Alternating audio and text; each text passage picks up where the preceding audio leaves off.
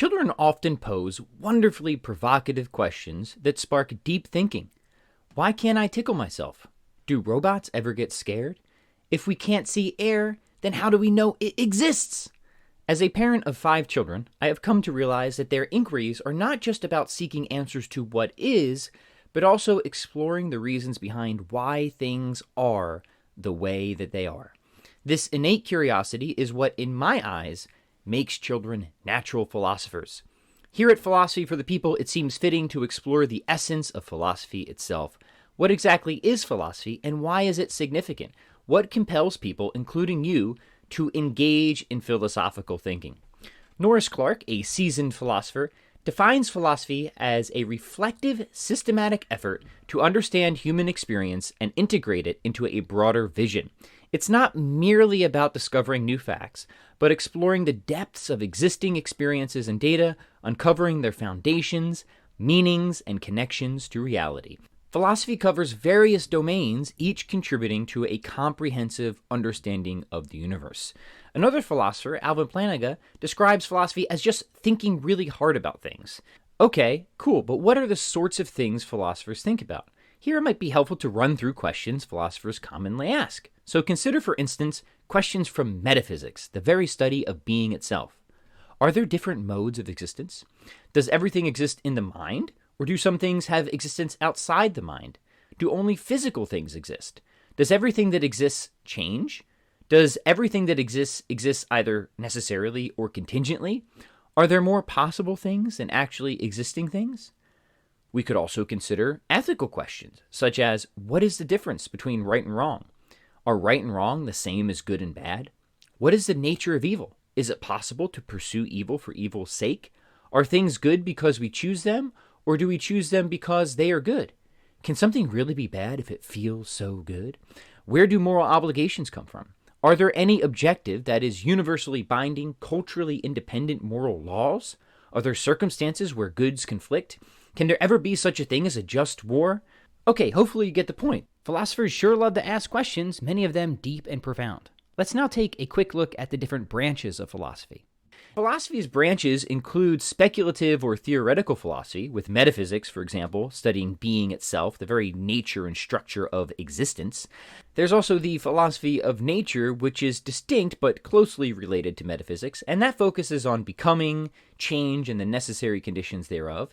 Epistemology explores knowledge, its origins, and its limits, whereas normative philosophy, like ethics, which is traditionally understood as the study of the good human life, examines personal morality, whereas political philosophy looks at the ethical foundations of societal structures and individual rights and responsibilities within these wider systems. Logic, of course, is another domain of philosophy, perhaps even the cornerstone. It is concerned with the principles of valid reasoning and argumentation. In short, logic studies the structure of thought and provides the tools to distinguish sound arguments from fallacious ones. The philosophy of science, meanwhile, investigates scientific inquiry, its assumptions, and its place in broader philosophical discussion. Now, one thing that distinguishes modern philosophy from classical philosophy is systematicity or specialization.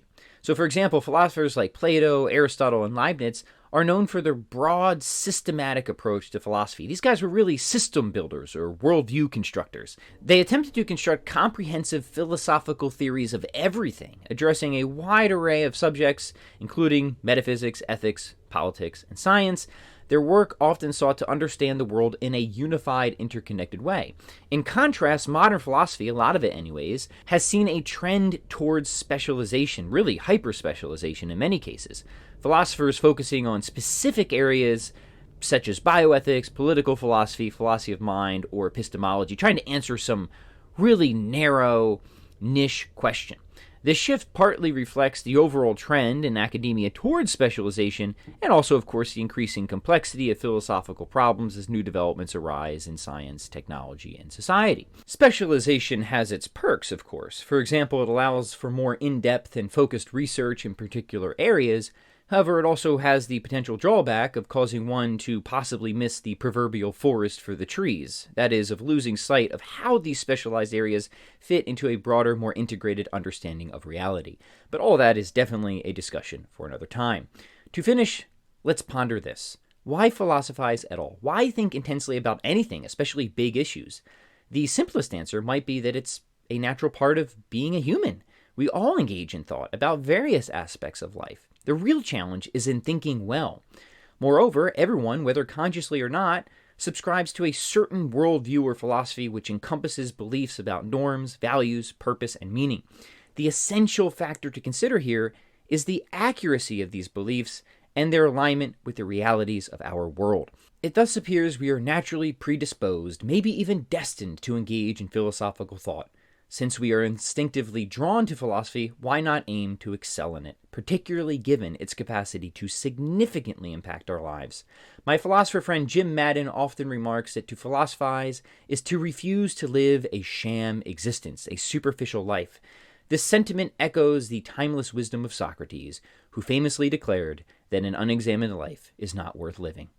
I want to thank you for watching this brief introductory episode to philosophy. If you like what you see here, please subscribe.